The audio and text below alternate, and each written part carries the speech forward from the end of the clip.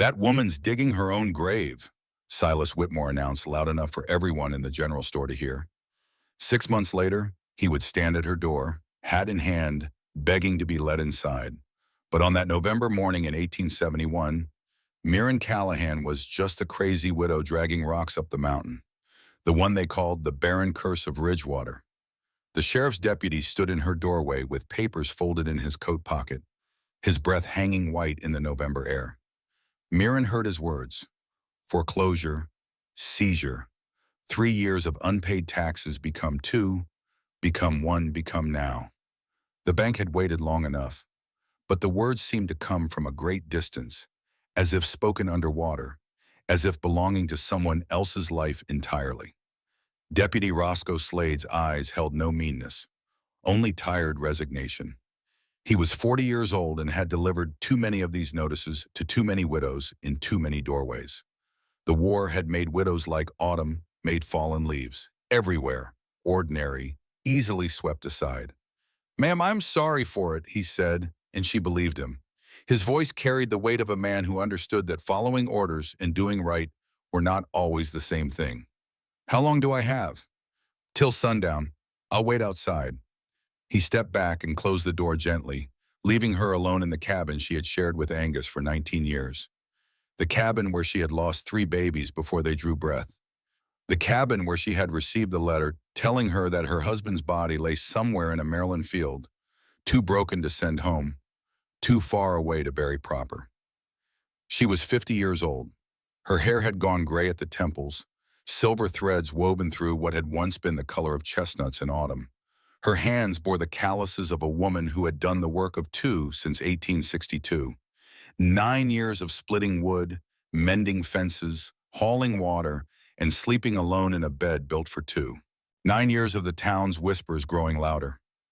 Barren. Cursed. Well, no wonder God took her husband.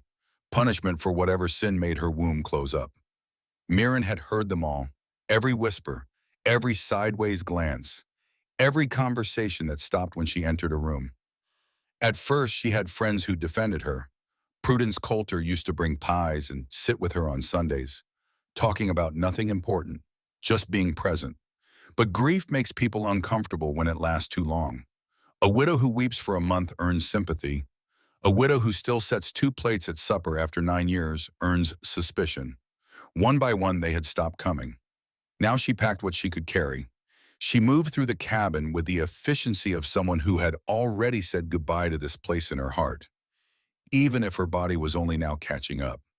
She took the cast iron spider in the Dutch oven wrapped in cloth, the axe and hatchet, their handles worn smooth from years of use, rope, 50 feet of good hemp that Angus had bought the year before the war, her sewing kit with its precious needles and threads of different colors, the hammer and nails wrapped in oilcloth to keep them from rusting, matches in a tin box, beans and cornmeal in canvas sacks, enough for perhaps 2 weeks if she was careful.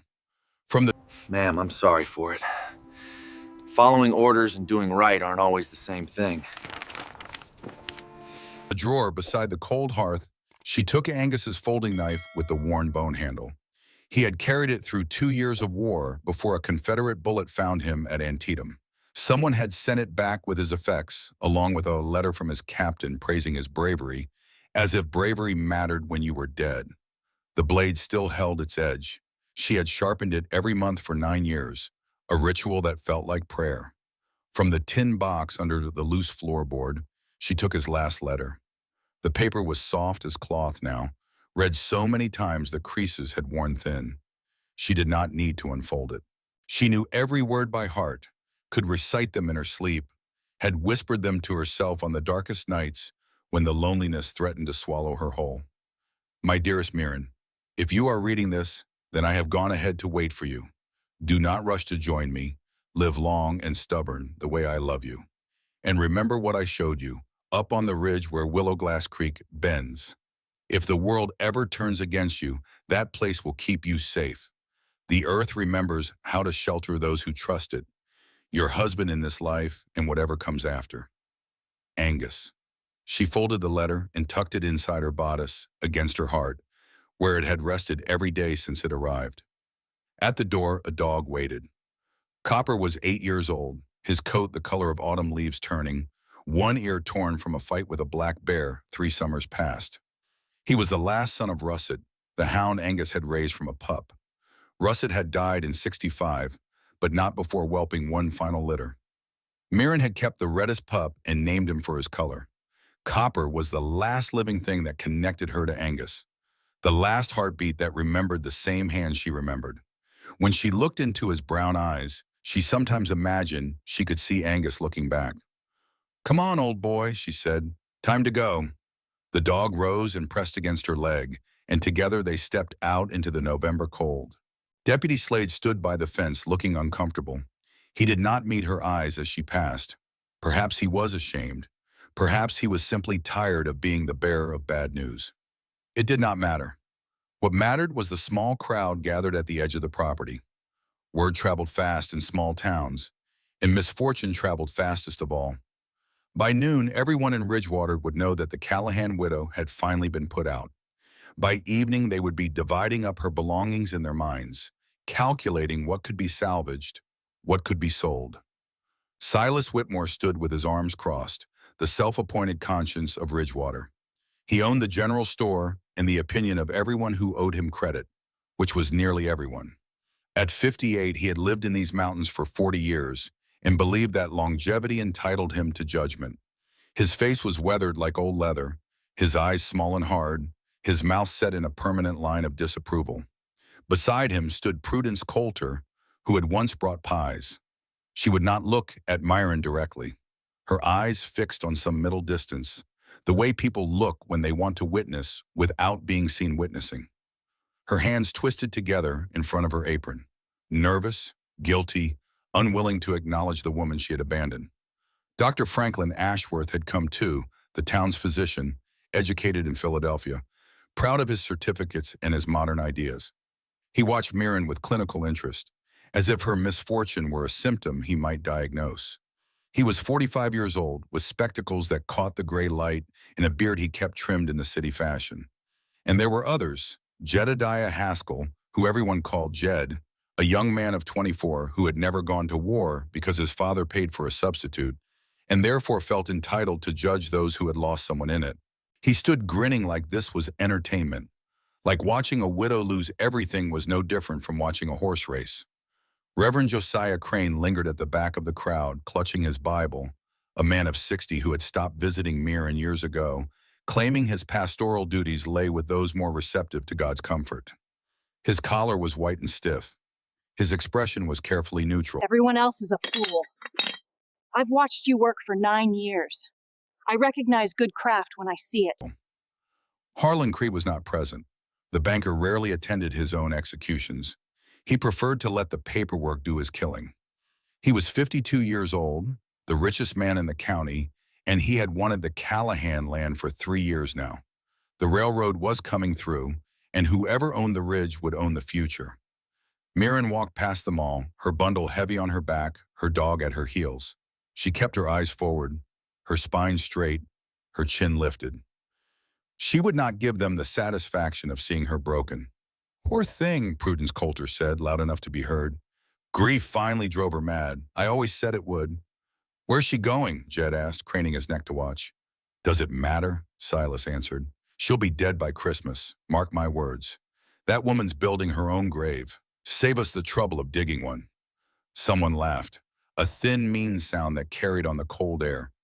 Mirren was almost past them when something struck her between the shoulder blades. A stone, small but sharp, thrown hard enough to sting through her coat. She stumbled half a step, but did not fall, did not turn.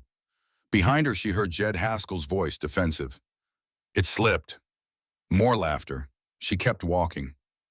Copper growled low and deep, the sound of a guide who wanted to protect his person, but knew he had been told to stay calm. Mirren touched his head and he quieted. The road climbed west toward the ridge country, rutted and half-frozen. Mirren followed it until the voices faded, until the town disappeared behind a fold in the hills, until there was nothing but the wind and the gray sky and the crunch of her boots on the cold ground. Only then did she let the tears fall. She wept as she walked silently, the way women learn to weep when there is no one to comfort them and no time to stop. She wept for Angus and for the babies who never breathed and for the life that had been taken from her, one piece at a time, until nothing remained but a woman with a bundle on her back and a dog at her heels and a stone bruise blooming between her shoulders. She wept until the tears ran dry. Then she wiped her face with the back of her hand and kept walking. Willowglass Creek sang its endless song over stones worn smooth by centuries. Mirren followed it upstream, away from the road, away from the town, away from everything that had once been her life. She knew this country. She and Angus had explored it in the early years, before the war, before the silences grew, before the cradle they built stood empty one time too many. They had found the cave on a summer afternoon when a thunderstorm caught them far from home. The sky had turned green-black, the kind of color that meant hail and lightning and the wrath of God himself. Angus had laughed as they scrambled up the ridge, rain plastering his hair to his forehead, and when they tumbled into the dry darkness of the overhang, he had held her close and whispered, "See, the mountain takes care of its own." Later, after they dried off and the storm passed and the world smelled clean and new, he had told her about his grandfather. Old Callahan had worked the tin mines in Cornwall before crossing the ocean with nothing but the clothes on his back and the knowledge in his head. The Cornish miners knew things, Angus had said, running his hand along the cave wall. They spent their lives underground. They learned how the earth breathes, how it holds heat, how to make a home where other men would see only stone. My grandfather survived a cave-in that killed 6 men. He said the earth spoke to him, told him where the safe places were. He could feel it in his bones, the way some men feel the weather coming. Mirren had smiled and kissed him and thought it a pretty story. Now, 25 years later, climbing the ridge alone, she understood that it had been a gift. An inheritance passed from a dead Cornish miner to his grandson to his widow. Knowledge that had waited patiently for the moment it would be needed. The bluff loomed ahead, gray-brown stone layered like pages in a book the rain had tried to read for 1,000 years. Below the shelf, she saw the dark mouth of the cave, half hidden by juniper grown wild and thick. "There," she said to Copper, her voice strange after hours of silence. "There it is." The dog's ears pricked forward. His tail wagged once. Together they climbed the last 100 yards. The cave mouth opened wide as a barn door, but the overhang above kept it dry. Not a trace of snow or rain had reached inside. Mirren pushed through the juniper and stepped into shadow. The temperature dropped immediately, the stone holding its chill, but the air was still and dry. She lit a match with shaking hands, and warm light pushed back the darkness. The cave ran deep, perhaps 40 feet from mouth to back wall. The ceiling rose higher than a man could reach with an axe held overhead, sloping gently upward toward the rear. The walls were smooth stone, cool to the touch, water-shaped over ages beyond counting. Old leaves and twigs littered the floor, blown in by wind and time. A blackened ring of stones near the center showed where others had made fires long ago. Trappers, perhaps, or travelers, or the Cherokee who had walked these mountains before the settlers came. Mirren set down her load. Her shoulders ached where the rope had cut. Her back felt twisted from the long walk bent under weight. She straightened slowly, her spine creaking like an old door. Copper explored the cave with his nose, sniffing every corner, every crack, every shadow. Finally, he returned to her side and sat, apparently satisfied that the place was safe. "We'll sleep here tonight, Mirren." They're not rooting for you to succeed, Mirren. They're waiting for you to fail. Because if you don't fail, they have to admit they were cruel for— Mirren said. Her voice echoed slightly, strange in the cave's acoustics. "Tomorrow we start building." She unpacked the quilts and spread them on the driest patch of floor. She built a small fire in the old stone ring using her precious matches and the driest twigs she could find. The smoke rose straight up and found a crack in the ceiling, disappearing into darkness above. A good sign. The cave would breathe. She fed the fire carefully, keeping it small, conserving wood. Outside, the November sky faded from gray to black. An owl called, its voice hollow and lonely. The creek sang its endless song below. Inside the cave, Mirren sat with her back against stone and her dog's warm weight pressed against her leg. For the first time in 9 years, she allowed herself to remember.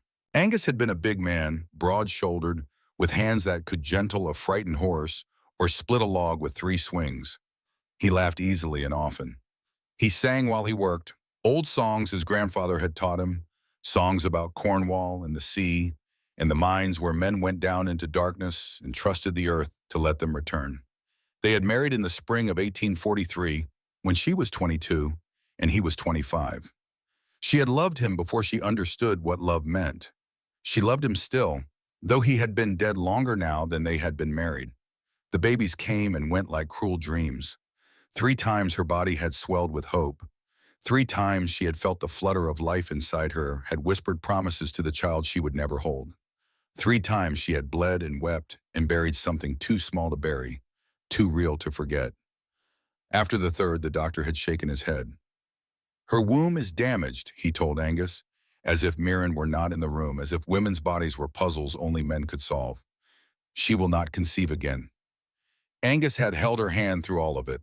He never blamed her, never looked at her differently, never spoke of disappointment or dynasty or the son who would carry his name. "We have each other," he said. "That's enough for me. It will always be enough." Then the war came, and even that was taken. The letter arrived in October of 1862.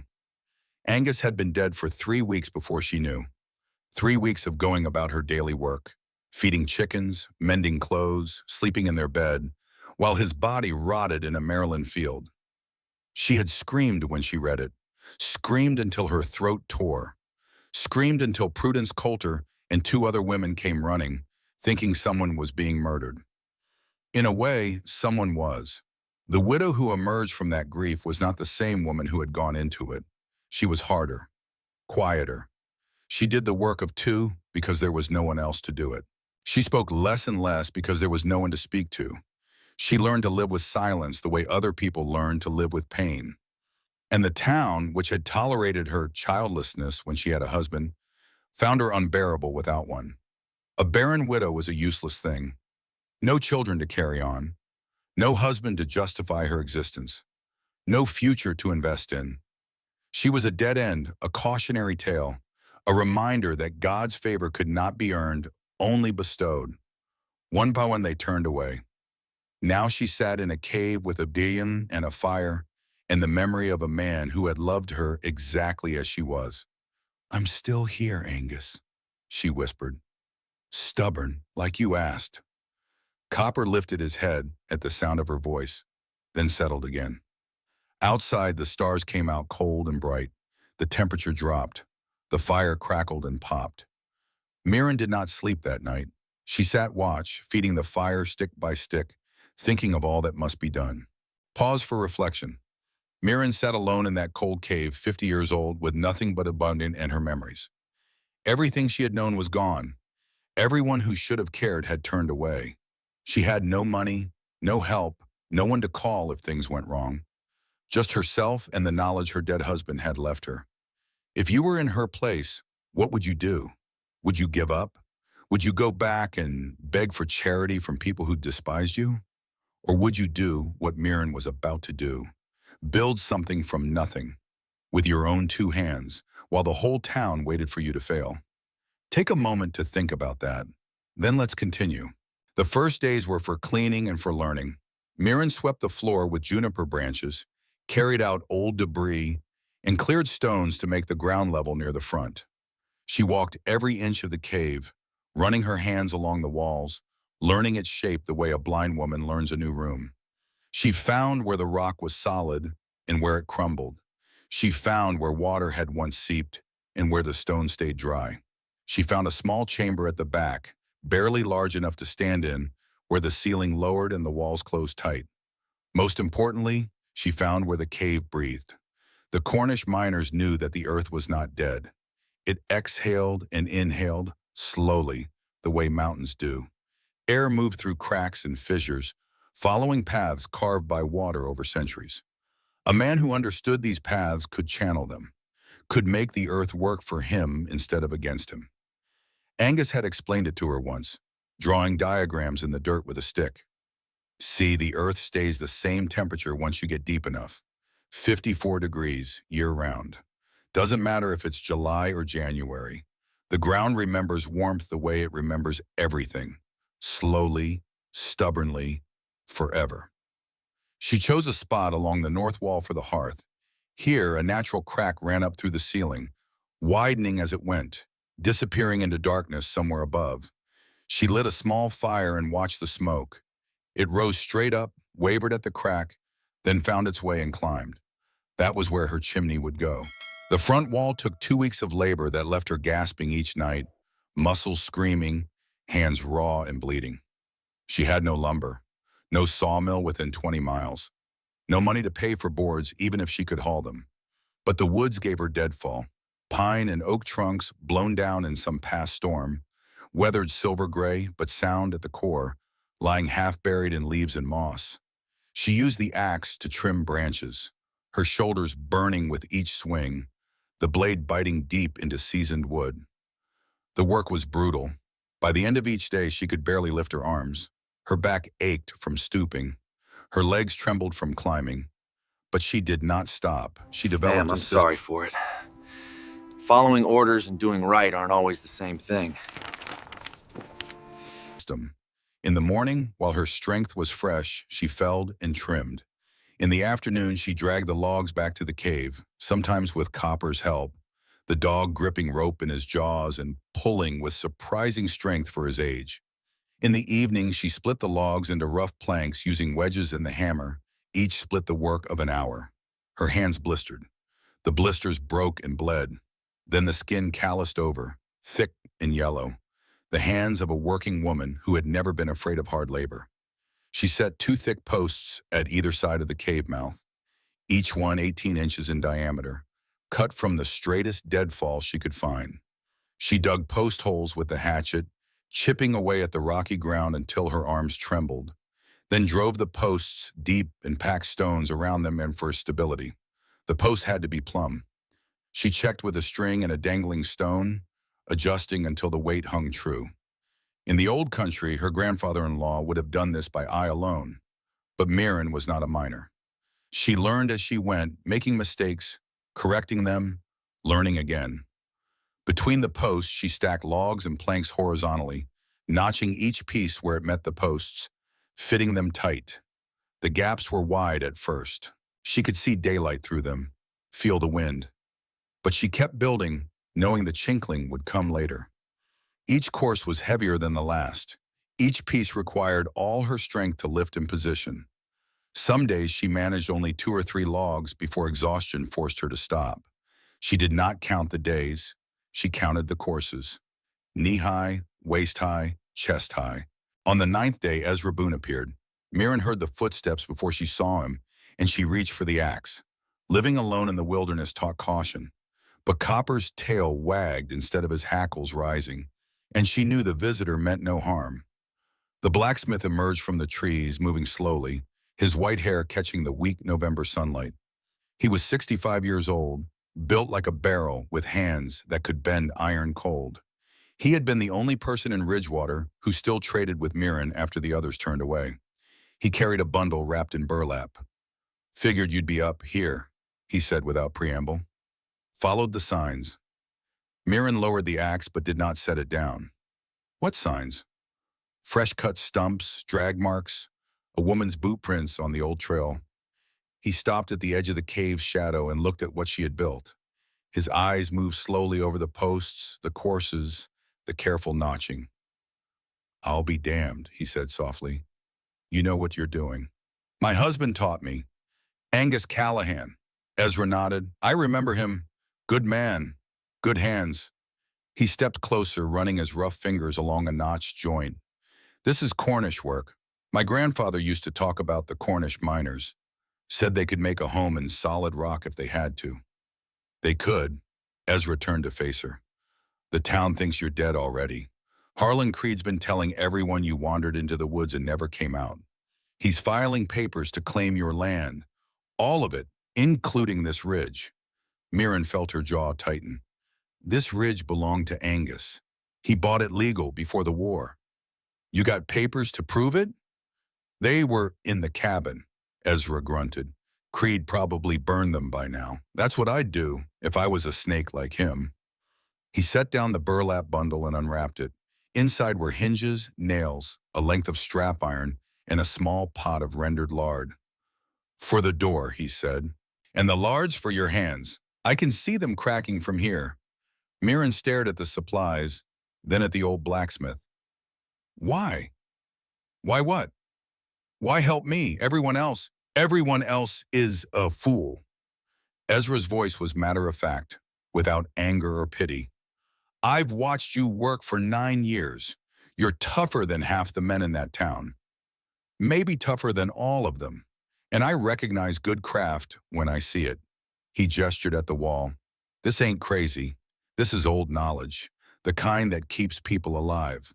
I don't know why you're building here instead of somewhere easier, but I figure you've got your reasons. Mirren felt something loosen in her chest. For 9 years, she had been told she was useless, cursed, broken. One kind word should not have meant so much, but it did. I can't pay you, she said. I don't have anything. I don't want payment. I want fish. Ezra pointed downstream. There's good trout in that creek. Once you're settled, once you've got time to fish proper, you bring me some. Smoked, if you can manage it. That's payment enough. Mirren nodded slowly. I can do that. Good. The blacksmith turned to leave, then paused. One more thing. If anyone from town comes up here, anyone at all, you watch yourself. Creed's got people who do his dirty work. He might try to run you off legal, or he might try something else. Either way, be careful. I will. Ezra Boone disappeared back into the trees, moving quietly for such a large man. Mirren stood holding the hinges, the first help she had received in 9 years. She did not cry. She was done with crying. But she smiled, just a little, and went back to work. By the end of the second week, the wall stood 7 feet high, solid and true. Mirren stepped back to look at it, breathing hard, her whole body aching. The cave mouth was closed now except for the space she had left for the door. The gaps between logs were still open, daylight showing through in thin, bright lines, but the structure was sound. Tomorrow she would start the door, then the chinkling, then the chimney. One thing at a time, one day at a time, one log at a time. That night, as she sat by the fire rubbing Ezra's lard into her cracked hands, she heard Copper growl. The dog's hackles rose, his eyes fixed on the cave mouth, ears pricked forward. Mirren reached for the axe and waited. Nothing came through the wall, no footsteps, no voice, but when she checked in the morning, she found boot prints in the frost outside. 2 sets, men's boots larger than her own. They had come to watch her. They had not shown themselves. She did not know what that meant, but she did not like it. The door took 3 days. Mirren laid the planks from Ezra's supply side by side on flat ground, checking for fit. They had warped in different directions, the way all wood did, so she chose the straightest grain sides to face outward. She measured and marked for the cross pieces, 2 of them, that would hold the planks together. The marks had to be exact. A crooked door was worse than no door at all. She used Angus's folding knife to score the wood, then drove nails carefully, pilot holes first to avoid splitting. 3 nails per joint. The work was slow. Her hands, still healing, trembled with the precision required. The hinges went on the left side. She positioned them carefully, marking the screw holes, boring pilot holes with a stick hardened in the fire. The screws turned hard, the wood resisting, and she had to use all her weight to drive them home. She carved a wooden latch and bar for the inside, fitting them with a patience born of necessity. Every piece had to work, had to hold. The door hung crooked at first, dragging on the ground. Mirren studied the problem, then shaved the bottom edge with the hatchet, working carefully, removing thin curls of wood until the bottom cleared. She rehung it and checked the swing. This time it moved free. She stepped back, hands on her hips, her lower back throbbing, and allowed herself a small smile. A real door, hung straight, closing out the wind. The chinkling came next. Mirren mixed mud from the creek bank, good clay, rich mud that would harden, with dried grass and moss she gathered from the forest. She kneaded it like bread dough until the texture was right, then pressed it into every crack and gap with her bare hands. The work was miserable. The mud was cold.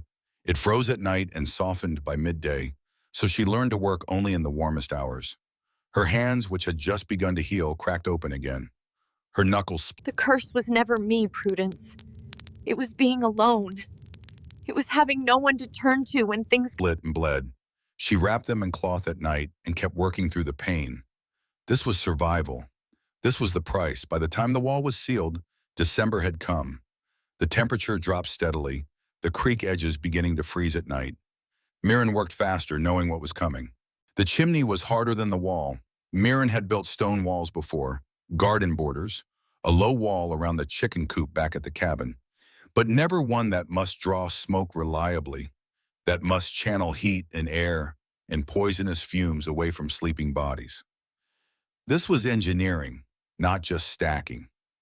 She began by studying the cave's natural airflow again. She lit a small fire and watched the smoke. It rose straight up, wavering, searching, and found the natural crack in the ceiling where water had worked for centuries. The smoke disappeared into that crack, drawn by the difference in temperature between cave and sky. That was where her chimney must go. She started building along the north wall, stacking flat stones from the creek bed, choosing each one for weight and balance. The stones had to sit solid, no wobbling, each course offset from the one below like bricks in a proper wall. She used mud as mortar. Thick clay from the creek bank mixed with a little sand for strength, knowing it would bake hard once the fire burned hot enough. The work was slow, meditative. Each stone tested 3 times before she committed it to the structure. Each course checked for level with the string and stone. Copper watched from his usual spot near the door, head on his paws, occasionally sighing as if the whole project bored him. "I know," Mirren told him, "but it has to be done right." The dog's tail thumped once. The chimney rose shoulder high, then head high, then higher still. Mirren worked on a makeshift scaffold of stacked logs, reaching overhead, mud dripping on her face. The ceiling was softer stone, layered and crumbly. She used the hatchet and a sharp stake as a chisel, working carefully to widen the natural crack. Dust and chips rained down, getting in her hair, her eyes, her mouth. By the 4th day, she had opened a gap the width of both fists, a throat wide enough to let smoke through, but narrow enough to maintain draft. She built the chimney up to meet the opening, narrowing the throat carefully so the draft would pull strong. The top courses were the hardest, working overhead, arms screaming. When she finished, the chimney stood 7 feet tall, solid and true. The moment of truth came when she lit the first real fire. She built it carefully. Tinder, kindling, larger sticks. She held her breath as it caught. Smoke rose. For a moment, it seemed to work. Then it billowed back, filling the cave, stinging eyes and throat. Copper scrambled for the door, coughing. Mirren's eyes streamed as she opened the door wide and tried to breathe. The chimney had failed. She sat outside in the cold, smoke still wisping from her clothes, and forced herself to think. She had done something wrong. The smoke should have been drawn up, pulled by the difference in temperature channeled through the throat and out. Instead, it had poured back into the cave. Why? She closed her eyes and remembered Angus's voice explaining the principle. The throat has to be narrow enough to create speed. Air moves faster through tight spaces. The faster it moves, the stronger it pulls. Too wide and you lose the draft. Too narrow and you choke the flow. Too wide. Her throat was too wide. The warm air was escaping, but not fast enough to pull the smoke with it. She had to narrow it more. It took hours to rebuild. She waited for the stones to cool, then carefully removed the top courses. She added new stones, angling them inward, creating a tighter passage. She adjusted the angle where the chimney met the ceiling gap. When she finished, her hands were black with soot and her lungs raw from breathing the residual smoke. She rebuilt the fire, smaller this time, more controlled. Watched the smoke. It rose, wavered at the throat. Come on, come on. Then caught the draft and climbed.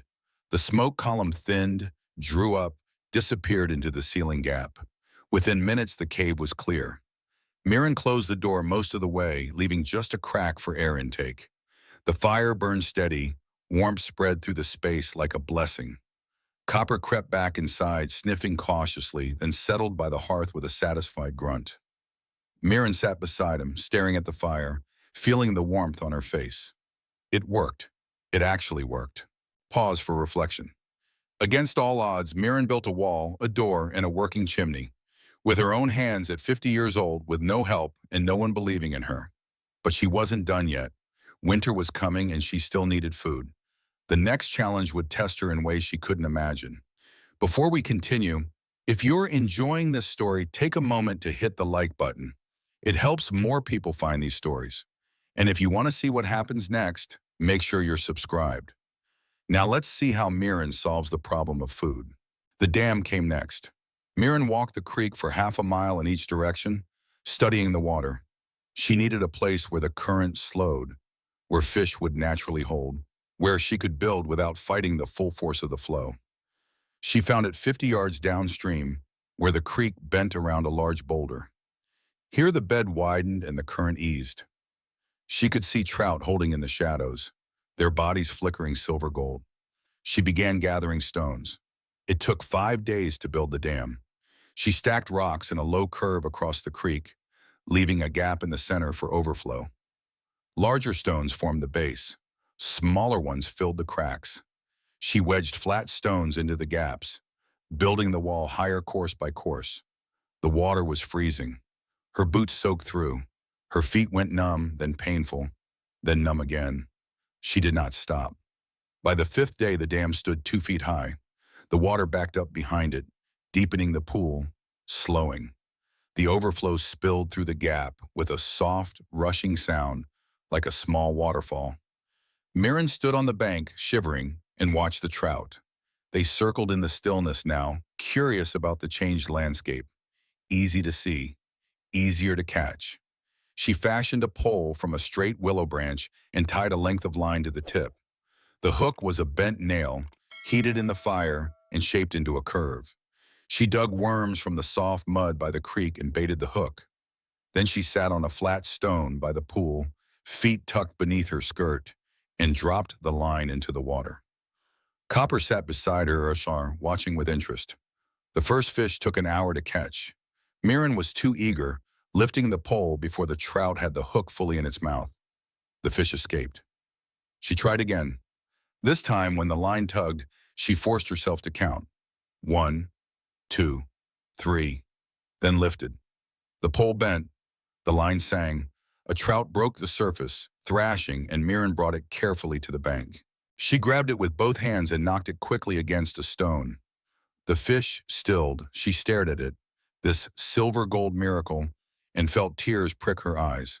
Food, real food, earned by her own hands from a dam she built herself, in a pool she created from nothing. That night she cooked the trout and the spider with a little of Ezra's lard. The smell filled the cave, rich and savory. She ate slowly, savoring every bite, and gave Copper the head and bones. For the first time since leaving the cabin, she felt something like hope. On the 12th day in the cave, Mirren found the box. She was digging out the floor near the back wall, trying to create a more level sleeping area, when her hatchet struck something that was not stone, metal. She cleared away the dirt with her hands and pulled out a small tin box, rusted at the edges but still intact. The lid resisted, then popped open with a squeal. Inside were coins, gold coins, 5 of them, worn smooth with age, and beneath them a folded piece of paper. Mirren unfolded it carefully, afraid it might crumble. The handwriting was faded but legible. For whoever finds this refuge, from another wandering soul, the earth sheltered me through the winter of 1847. May it shelter you as well. I leave this small gift in thanks. If you are reading this, you have found the same safety I found. Trust the stone. It remembers. J.M. Mirren sat back on her heels, the paper trembling in her hands. Someone else had been here. 24 years ago, another desperate soul had found this cave and survived the winter inside it, had left gold and gratitude and hope for whoever came next. She was not the first. The thought should have made her feel small, but instead it made her feel less alone. She was part of a chain now, a link in a tradition of survival. The cave had sheltered JM in 1847. It would shelter her in 1871. And maybe someday it would shelter someone else. She put the gold back in the box and buried it again, deeper this time, marked by a stone only she would recognize. The coins might buy supplies in spring, or they might buy nothing at all. Either way, they were not hers to spend, not yet. They were a gift from one survivor to another, and she would honor them accordingly. 3 days later, widow Nettie Hawkins appeared. She came alone, climbing the ridge with the slow determination of old age, using a walking stick that looked older than Mirren. Her clothes were patched and faded. Her face was a map of wrinkles. But her eyes were bright and sharp as she stepped into the clearing in front of the cave. Copper barked once, then wagged his tail. Mirren emerged from the doorway, hatchet in hand. "You must be the crazy widow," Nettie said without preamble. "I'm the crazy witch. Figured we ought to meet." Mirren stared at her for a long moment. Then, despite everything, she laughed. It was the first real laugh she had made in months. It came from somewhere deep, startled out of her by the absurdity of the situation. Two women, both cast out, both survivors, meeting on a frozen mountainside. Nettie laughed too, a dry cackle that echoed off the stone. "Come inside," Mirren said. "It's warm." They sat by the fire, sharing weak tea made from dried mint Mirren had found growing near the creek. Nettie had brought a quilt and a tin of lard, tribute from one outcast to another. "They called me a witch 20 years ago," Nettie said, her gnarled hands wrapped around the warm cup. "I used herbs to help folk heal, knew which plants brought down fevers, which ones helped babies come easier. My grandmother taught me, and her grandmother before her." "What happened?" "Old woman Creed, Harlan's mother, came to me when her labor went bad. I did what I could, but the baby was turned wrong." Why flat stones? Because flat stones stack stable. Stable means safe, safe means warm, and warm means... Nothing would have saved it. Nothing could have saved it. But when it died, she blamed me, said I cursed it. Nettie's voice was steady, without self-pity. "That was enough. Once folks start calling you a witch, nothing you say matters anymore." Mirren nodded slowly. She understood. "They called me barren, cursed, said God was punishing me for something." "And what were you being punished for?" "I don't know. Existing, maybe." Nettie reached out and patted her hand. "That's enough for some folk. Just existing wrong, being different and being alone." They sat in comfortable silence for a while. The fire crackled. Outside, a light snow began to fall. "You've done good work here," Nettie said at last, looking around the cave. "Better than I expected. Most folk would have frozen by now. Most folk didn't have a husband who knew Cornish mining." "Ah," Nettie nodded. "The old knowledge, it always comes back around. The clever new ways fail, and the old ways are all that's left." She rose to leave, gathering her walking stick. "The town's talking about you," she said at the door. "The young Haskell boy saw smoke from your chimney. They know you're alive now. Some of them are angry about it. Some of them are scared." "Scared of what?" "Of being wrong." Nettie smiled grimly. "Nothing frightens folk more than the thought that the person they mocked might have been right all along. They're not rooting for you to succeed, Mirren. They're waiting for you to fail. Because if you don't fail, they have to admit they were cruel for nothing." She stepped out into the snow. "Storm's coming," she said over her shoulder. "A bad one. I can feel it in my bones. Make sure you're ready." Then she was gone, disappearing into the white. Deputy Roscoe Slade came on the 2nd day of December. Mirren heard him coming from a long way off, his boots crunching on frozen ground, and she had the hatchet ready when he appeared. But his hands were raised, showing he meant no harm. "Mrs. Callahan, I'm not here to cause trouble." "Then why are you here?" Slade took off his hat, the gesture of a man with bad news. "Harlan Creed filed papers last week. He's claiming this whole ridge is abandoned property. Says you're dead or gone, and the land reverts to the county, which means he can buy it for back taxes." Mirren felt her stomach tighten. "This land belonged to my husband. He bought it legal before the war." "Can you prove it?" "The papers were in the cabin." Slade nodded slowly. "That's what Creed figured. He's got a man in the records office who'll swear there's no deed on file. Without proof, you've got no claim." Mirren stood very still, rage and helplessness warring inside her. 9 years of work, 9 years of suffering, and now a banker with too much money and no conscience was going to take what little she had left. "Why are you telling me this?" she asked. "Because I should have warned you before I put you out of your cabin." Slade's voice was tired. "I was following orders, doing my job, but that doesn't mean I felt good about it." He reached into his coat and pulled out a small bundle. "Salt, matches, a little flour. It's not much, but it's what I could bring without anyone noticing." He set the bundle on a rock and stepped back. "There's a man named Ezra Boone," he said, "blacksmith. He's been asking questions about old land records, looking for something that might prove your claim. I don't know if he'll find anything, but he's trying." Marin looked at the bundle, then at the deputy. "Why?" she asked. "Why help me?" Slade put his hat back on. "Because sometimes following orders and doing right aren't the same thing. I learned that too late with you. I'm trying to learn it better." He turned to go. "Storm's coming," he said. "The old-timers are talking about it. They say it'll be the worst in 20 years. Make sure you're ready." Then he was gone. The signs came thick and fast over the next 3 days. The birds went silent first. One morning, Mirren woke and realized she had not heard a single call since dawn. No crows, no jays, no nuthatches or chickadees. The forest was holding its breath. Then the pressure changed. She felt it in her ears, a heaviness that would not equalize. The air grew thick and strange, metallic tasting. The sky turned the color of old iron, gray-green and bruised. Copper paced restlessly, whining, unable to settle. Mirren worked from dawn to dark, preparing. She reinforced the dam with extra stones piled against the upstream face, wedging them tight against the ice that had begun to form. She checked every inch of the wall, pressing fresh chinkling into any crack the cold had opened.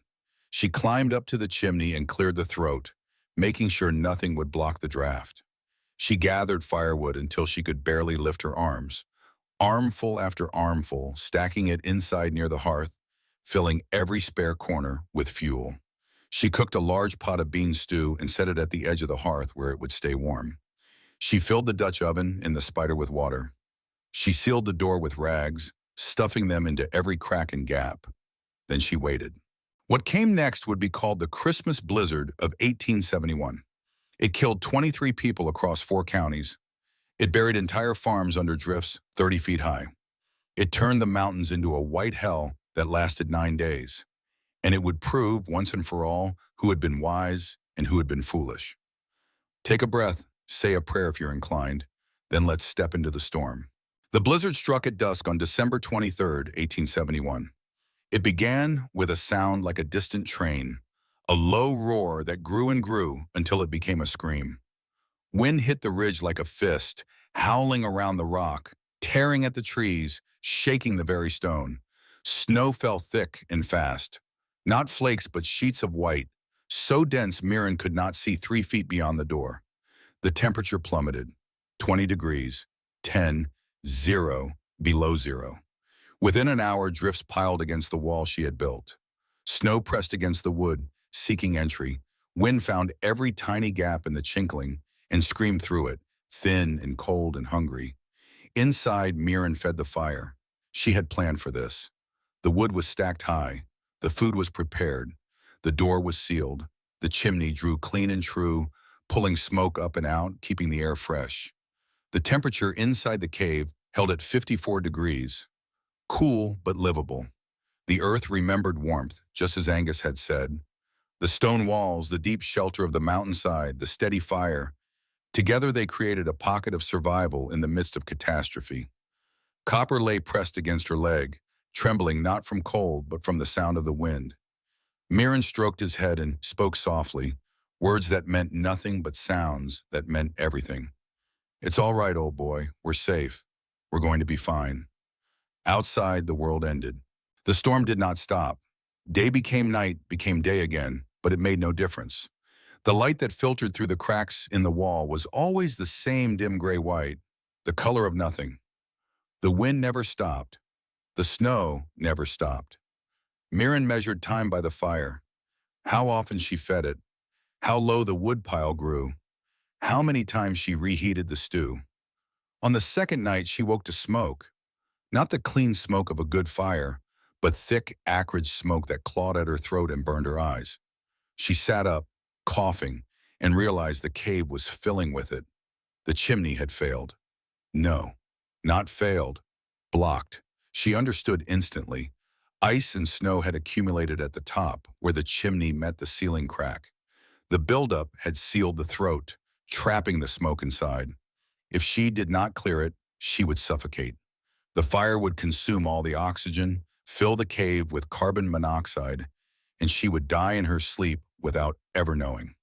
She had to go outside, into the storm. Copper was coughing now, pressing his face against the floor where the air was clearest.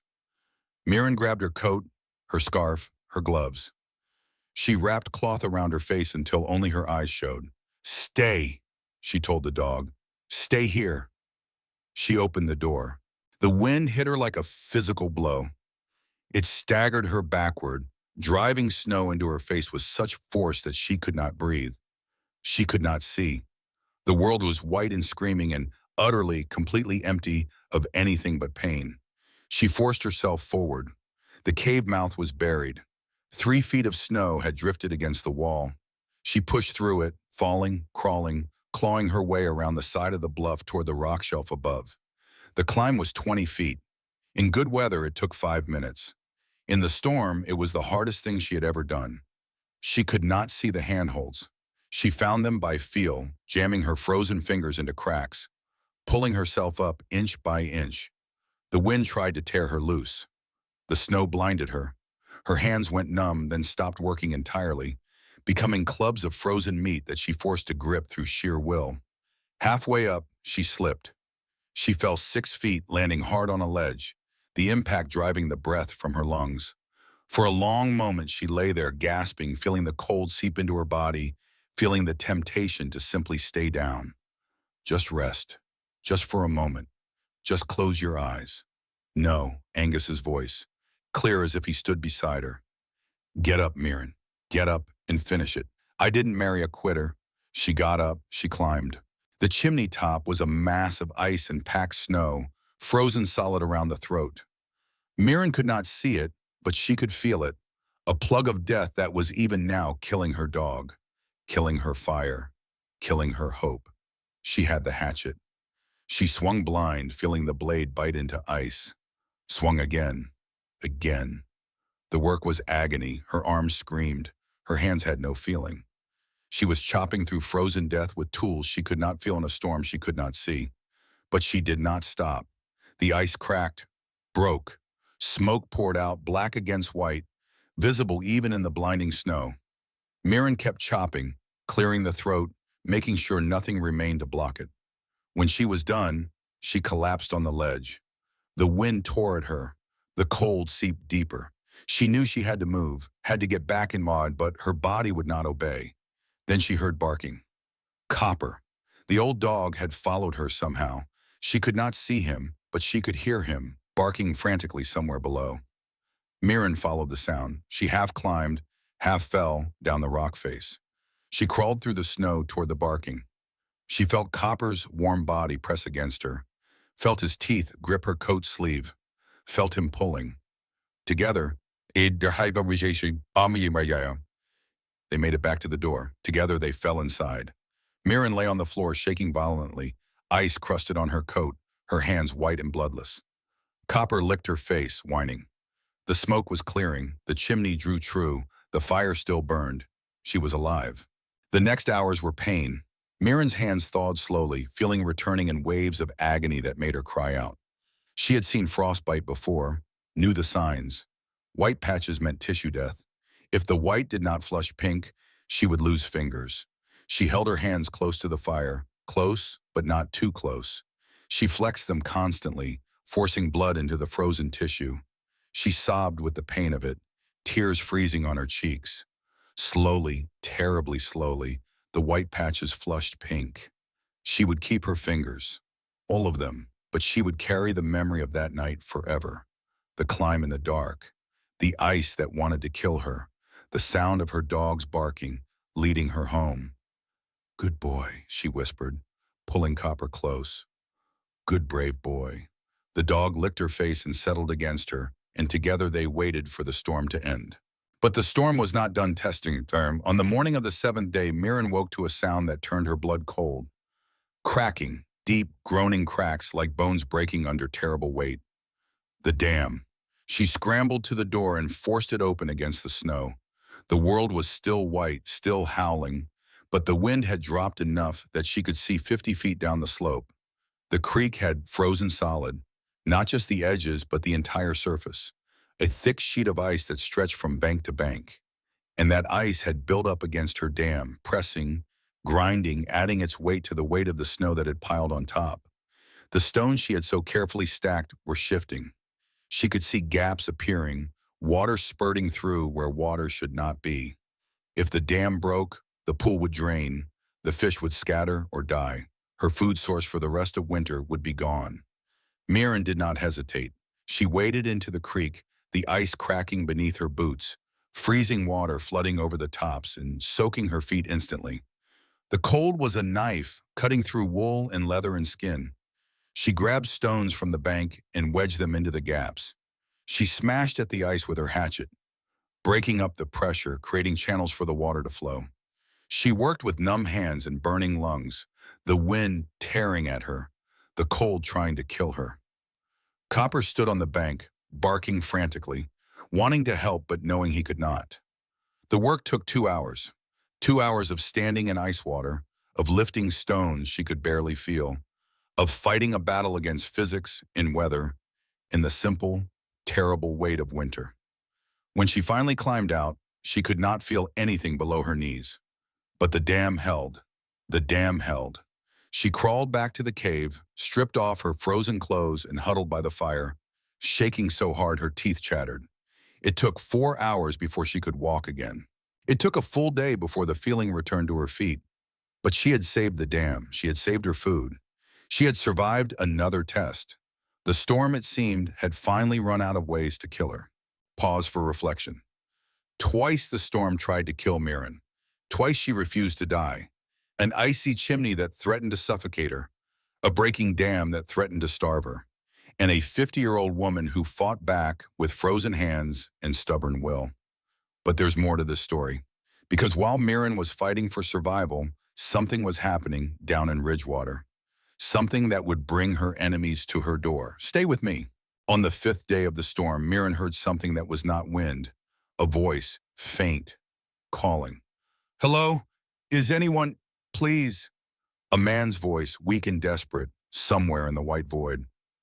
Mirren grabbed a rope from her supplies and tied one end to the doorpost. Then she stepped out into the storm. She found him 30 feet from the cave, collapsed in a drift, more dead than alive. Deputy Roscoe Slade.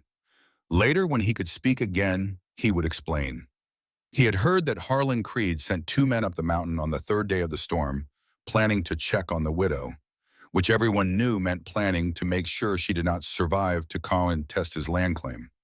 Slade had followed them, trying to stop whatever they intended. He never found Creed's men. The storm swallowed them, and they were never seen again. But Slade got lost too, wandered in circles, and collapsed when his strength gave out. He had come to protect her, and she ended up saving him. Mirren grabbed him under the arms and dragged. He was a big man, heavy, even half frozen. The snow fought her every step. The wind screamed its fury. But she had the rope to guide her, and she followed it hand over hand, hauling the deputy's dead weight behind her. It took 20 minutes to cover 30 feet. When she finally pulled him through the door and slammed it shut, she was shaking so hard she could barely stand. But he was alive. Barely. She stripped off his frozen coat and boots, wrapped him in quilts, held warm stones from the hearth against his chest and feet, fed the fire higher than she had dared in days. Copper lay beside him, sharing body heat. Slowly, the deputy's color returned. His breathing steadied, his eyes fluttered open. "Mrs. Callahan," he whispered, "I thought I was dead." "Not yet," she said, "not if I can help it." The storm broke on the 9th day. Mirren woke to silence so complete it hurt her ears. No wind, no howling, nothing but the soft crackle of the fire and the sound of her own breathing. She opened the door. The world was white, utterly, completely white. Snow covered everything, drifted higher than her head in places, smoothing the landscape into gentle curves that hid all the familiar landmarks. The sky was pale blue, brittle and cold. The sun hung low, offering light but no warmth. It was beautiful. It was terrible. Mirren stepped out and looked down the valley toward Ridgewater. Smoke rose from chimneys. Some chimneys, not all. She knew without being told that people had died down there. People who had laughed at her, people who had thrown stones, people who had called her cursed and crazy and wished her dead. She felt no satisfaction, only a weary kind of sorrow. The storm was over. Mirren had survived. But what about the others? What about Silas Whitmore, who had called her gravedigger? What about Prudence Coulter, who had looked away when her old friend needed help? What about Jed Haskell, who had thrown stones? The next part of this story is about what happens when the people who mocked you need your help. What would you do? Think about that. Then let's find out what Mirren chose. They came on the 6th day after the storm broke. Mirren heard them before she saw them. The crunch of footsteps in crusted snow, the sound of voices calling to each other. She stood in the doorway of the cave. Deputy Slade beside her now, recovered enough to walk though still weak. And she watched them come. Silas Whitmore led the group. The proud owner of the general store was barely recognizable. His face was gaunt, his clothes hanging loose, his eyes hollow with exhaustion, and something else. Something that looked like shame. Behind him came Prudence Coulter, supported by her husband, Reverend Josiah Crane. Her hands were wrapped in bloody bandages, frostbite. Behind them came Dr. Franklin Ashworth, the physician who had declared her chimney impossible. He carried a child in his arms, a girl of 7 or 8 named Emma, bundled in every scrap of cloth they could find. The child's eyes were blank with shock. Behind them came Jedediah Haskell, the young man who had thrown a stone at her back. He limped badly, one foot wrapped in rags. Frostbite there too, perhaps worse than Prudence's hands. Behind them came others, 9 people in all, stumbling up the ridge, following the smoke from her chimney like a beacon. They stopped at the edge of the clearing and stood there, swaying with exhaustion. No one spoke. Mirren looked at them, looked at the faces that had laughed at her, the mouths that had called her cursed, the hands that had thrown stones. They were broken now, beaten by the storm, terrified and freezing and desperate, and they had come to her. The silence stretched, the wind whispered through the bare trees, the sun hung cold and distant in the pale sky. Then Silas Whitmore took off his hat. "Mrs. Callahan," he said, and his voice cracked. "Our homes, the roofs collapsed, the fires went out. We had nowhere else." He stopped, swallowed hard. "I called you things, terrible things. I said you were building your own grave. I said you'd be dead by Christmas." His eyes met hers, and there were tears in them. "I was wrong. We were all wrong, and now I'm standing here begging you to let us in." Mirren stood very still. She thought about the stone that had hit her back as she left town. She thought about the whispers that had followed her for 9 years. She thought about Prudence Coulter, who had stopped bringing pies, about Jed Haskell, who had laughed when she stumbled, about all the small cruelties that had driven her to this cave in the first place. She thought about Angus and what he would have done.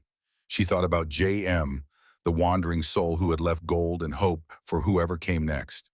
She thought about Nettie, who had been called a witch for trying to help. Then she stepped aside.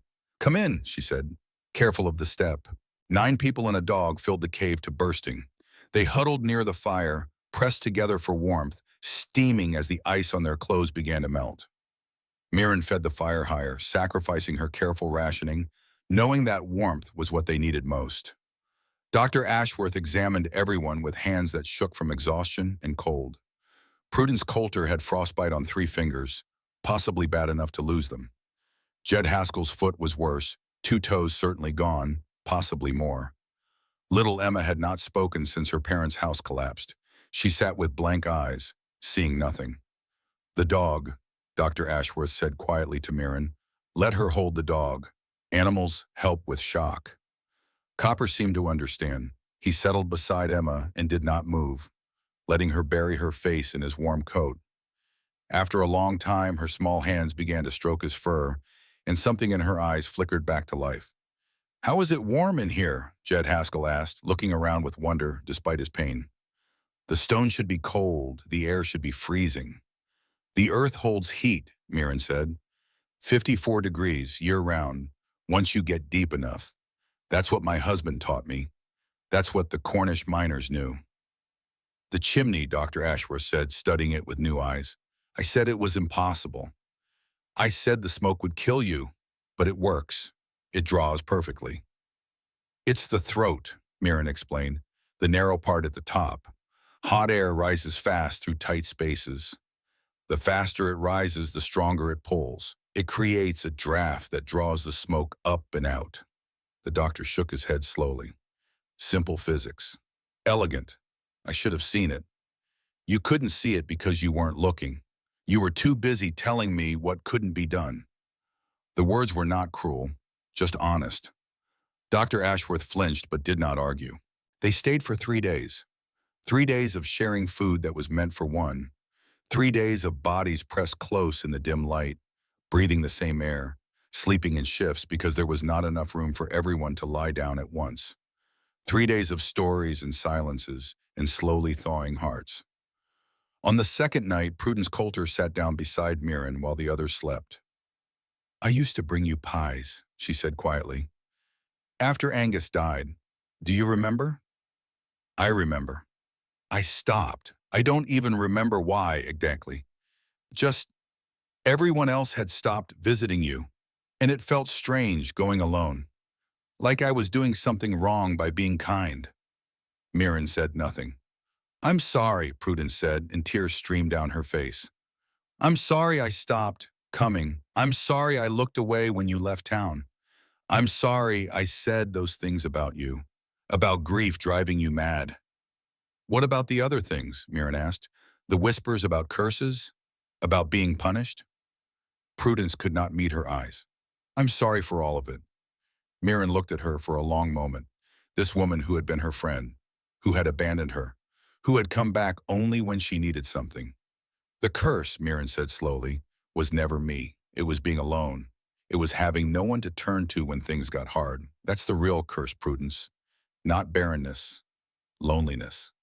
She reached out and took the other woman's bandaged hand gently. I forgive you, but I need you to understand something. What I built here, I built alone because I had no choice. You had a choice and you chose to look away. Don't do that again. Not to me.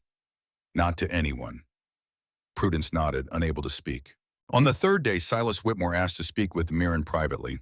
They stood at the cave mouth, looking out at the white landscape. The sun was shining and the snow glittered like diamonds. It was almost possible to forget that the same snow had killed people. Almost. I've lived in these mountains for 40 years, Silas said. I thought I knew everything worth knowing. I thought book learning and fancy ideas from places like Philadelphia were foolishness. I thought old ways were dead ways. I thought a woman alone couldn't survive a winter, let alone build something like this. He gestured at the cave, the wall, the chimney. I was wrong about all of it. The old knowledge, the things passed down from grandfathers and grandmothers. That's what saved you, and now it's saved us too. He turned to face her. When spring comes, I want you to teach me, teach all of us, how to build like this, how to survive like this. Whatever you know, whatever Angus knew, whatever his grandfather knew. I want to learn. Mirren studied his face. The pride was still there, buried deep, but something else had grown alongside it. Humility, maybe, or just the wisdom that comes from nearly dying. I'll teach whoever wants to learn, she said, free of charge, but I have one condition. Name it. When the next person comes through Ridgewater, the next widow or orphan or stranger that everyone decides is cursed or crazy or wrong, you help them instead of mocking them. You remember what it felt like to stand at my door begging, and you open your door instead of closing it. Silas was quiet for a long moment. I can do that, he said finally. I give you my word. The storm killed 23 people across 4 counties. In Ridgewater alone, 4 died. 2 elderly men who froze in their beds when their fires went out, a young mother who went out to check on livestock and got lost in the whiteout 20 feet from her door, and a child who succumbed to fever when the medicine ran out and no doctor could reach them. It would have been more, should have been more, but 9 people survived in a cave on the ridge, kept alive by a woman they had called cursed, sheltered by knowledge passed down from Cornish miners, warmed by a fire that never went out. The story spread. It spread first through Ridgewater, told by the survivors who had huddled in Mirren's cave. Then it spread to neighboring towns, carried by travelers and traders and people who could not believe what they were hearing. Then it spread further, the way stories do, growing and changing, becoming legend. The crazy widow in the cave, the stone woman who defied winter, the shelter that saved everyone who had mocked its builder. Pause for reflection. This is usually where stories end. The hero triumphs. The doubters are humbled. Everyone lives happily ever after. But life doesn't work that way. What matters isn't just surviving the storm. It's what you do after. It's the legacy you leave. It's the lives you change and the knowledge you pass on. Silas Whitmore, who once called Mirren a gravedigger, gave the eulogy at her funeral 18 years later. The people who threw stones at her back learned to build shelters from her hands. The town that cast her out came to call her their wisest citizen. That's the real story, not just survival, transformation. Let's see what Mirren Callahan left behind. Spring came late that year. The snow lingered in hollows and north-facing slopes until April, clinging to the land like a guest who had overstayed their welcome. But eventually the world turned green again. The creek rose with snowmelt, and Mirren's dam held firm, the pool behind it teeming with trout that had survived the winter in its deep, still water. True to his word, Ezra Boone had found something. The old blacksmith appeared at her cave one morning with a leather satchel under his arm and a grin on his weathered face. Creed's man in the records office isn't the only one who knows where things are filed, he said. Turns out the original deed was copied 3 times, the way they did back before the war. 1 copy went to the county seat, 1 copy went to Richmond, and 1 copy went to the property owner, your husband. Creed burned that one. He burned what he found in your cabin. But Angus Callahan wasn't a fool. He filed another copy with the land office in Charleston, just in case something happened to the first. I've got it right here. He handed her a yellow document, officially stamped and sealed. This ridge belongs to you, Mirren. Legal and proper. Creed can file all the papers he wants. He's got no claim. Mirren held the deed with trembling hands. Her name was on it now, added by a clerk in Angus's careful handwriting. The land was hers. The cave was hers. No one could take it. Ezra, she said, I don't know how to thank you. You don't need to thank me. You need to teach me how to build a chimney that draws like yours. That's thanks enough. She taught them through the summer. 7 families came to learn, and Mirren taught each one. She showed them how to read the land, how to find places where the earth would shelter them. She showed them how to stack stones for a chimney, how to narrow the throat, how to create draft. She showed them how to build walls that kept out wind and how to seal them with proper chinkling. Silas Whitmore came every week without fail.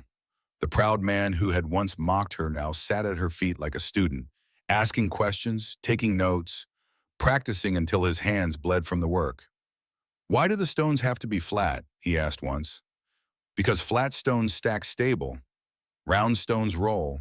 Stable means safe. Safe means warm. Warm means alive. And the mud between them? Clay mixed with sand. The sand gives it strength. Pure clay cracks when it dries. Add sand and it holds. He wrote everything down in a little notebook he carried everywhere. Dr. Ashworth came too, not to learn building, but to document what he saw. He measured temperatures inside and outside the cave. He calculated heat loss through stone versus wood. He drew diagrams of the chimney's airflow. He wrote letters to colleagues in Philadelphia, describing the principles he had witnessed. This is engineering, he told Mirren one afternoon. Real engineering, developed over centuries by men who had no formal education, but understood physics intuitively. The throat creates a Venturi effect. Air accelerates through the constriction, creating negative pressure that pulls the smoke upward. It's elegant. It should be in textbooks. It was in a miner's hands, Mirren said. That's textbook enough. Jed Haskell lost 2 toes to frostbite, but gained something more valuable. He became Mirren's most dedicated student, arriving early and staying late, learning everything she could teach.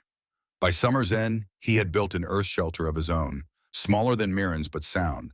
One evening as they sat by her fire, he spoke of what he had never spoken of before. "I threw a stone at you," he said, "when you were leaving town. I told everyone it slipped, but it didn't slip. I threw it because everyone else was laughing, and I wanted them to laugh with me." He stared at the flames. "That stone has kept me awake more nights than I can count. I keep thinking about how easy it was, how it didn't feel like anything at the time. Just a joke, just a bit of fun, just fitting in with the crowd. And now? Now I know what it cost, what it could have cost." He met her eyes. "I can never take it back, the stone, the words, any of it. But I can try to be different. I can try to be the kind of man who builds shelters instead of throwing stones." Mirren nodded slowly. "That's all any of us can do," she said. "Try to be different. Try to be better. The past is stone. The future is clay. We can't change what's already hard, but we can shape what hasn't set yet." The years passed. By 1876, 15 earth shelters dotted the ridges around Ridgewater. When the blizzard of that year struck, harder even than 71, not a single person died. The old ways had become new ways. The knowledge that Angus's grandfather carried from Cornwall had taken root in Virginia soil. Nettie Hawkins moved into a small cabin near Mirren's cave, built by Jed Haskell as thanks for all she had taught him. The 2 widows became inseparable. They were still called the witches by some, but the word had lost its venom. Now it meant something closer to wise women, people you went to when you needed advice, when the doctor's medicine didn't work, when you wanted to know if the winter would be hard. Harlan Creed left Ridgewater in 1874. His bank failed after a series of bad investments, and he slunk away to Charlotte, where no one knew his name or his history. Some said he lost 3 fingers to frostbite in 71, trying to dig his wife out of a collapsed roof. Some said he still had them. It didn't matter. He was gone, and no one mourned his leaving. Deputy Roscoe Slade became Sheriff Roscoe Slade in 1873. He ran his office the way Mirren had taught him, looking out for widows and orphans, helping strangers instead of mocking them, opening doors instead of closing them. "You saved my life," he told her once, years later. "Not just in the storm. You saved who I was going to be. I was on my way to becoming another Harlan Creed, another man who followed orders and called it duty. You showed me there was a different way." Copper died in the winter of 1877. He went peacefully, in his sleep, curled by the fire he had kept watch over for 6 years. He was 14 years old, ancient for a dog, and he had earned his rest. Mirren buried him at the entrance to the cave, where he had always kept guard. She marked the grave with a flat stone and carved the words herself. "Copper, faithful friend, he showed me the way home." She sat by the grave for 3 days, not eating, barely sleeping. Nettie brought her tea and bread and did not try to make her talk. On the 4th day, Mirren stood up, brushed the dirt from her knees, and went back to work. "He wouldn't want me to stop," she said. "He never stopped. Not once, not ever." Pause for reflection. Silas Whitmore, the man who once called Mirren a gravedigger, became her most dedicated student. The people who threw stones learned to build shelters. The town that cast her out wept when she was buried. 68 years of life, 18 winters in that cave, 40 students taught, countless lives saved. That's what one stubborn woman accomplished. One woman who refused to die when the world expected her to. We're almost at the end now. But there's one more thing you should know. What happened to Mirren's knowledge after she was gone? How far it traveled? How many people it saved? Stay with me for just a few more minutes. Mirren Callahan died on March 15, 1889. She was 68 years old. She had lived in her cave for 18 winters, and not one of them had beaten her. She had taught her knowledge to more than 40 people, who taught it to others, who taught it to others still. She died in her sleep, in the bed she had built with her own hands, in the shelter that had kept her warm through blizzards and heartbreak and the boing-boing slow turning of years. They buried her beside copper, at the entrance to the cave. The funeral was the largest Ridgewater had ever seen. People came from 3 counties to pay their respects. Old men and women who had learned from her, young people who had heard the stories, children who had never met her but knew her name. Silas Whitmore, old now himself but still standing straight, gave the eulogy.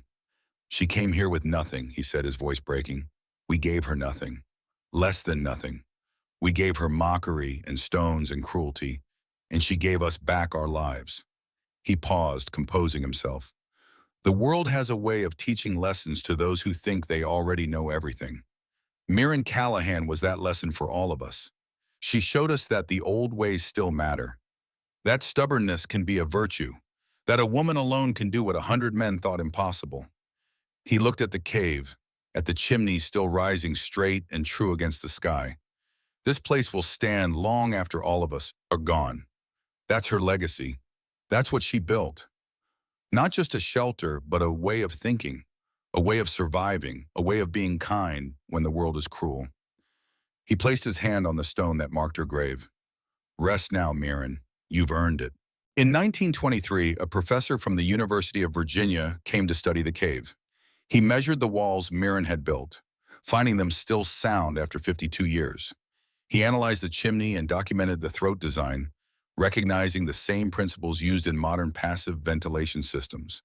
He recorded the temperature inside the cave, 54 degrees, exactly as the old stories claimed, exactly as Angus Callahan had told his wife a lifetime ago. He found marks carved into the stone at the back of the cave, temperature readings, dates, and notes in a woman's careful handwriting. The records of 6 winters, 6 cycles of survival, 6 years of proof that the old ways worked. He found the tin box, too, still buried where Mirren had left it.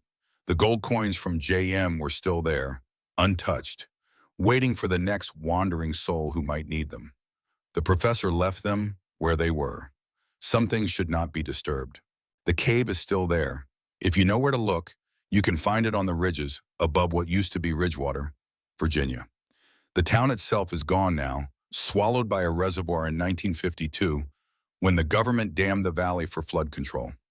But the high ground remains, and the cave that Mirren Callahan built into a home still stands.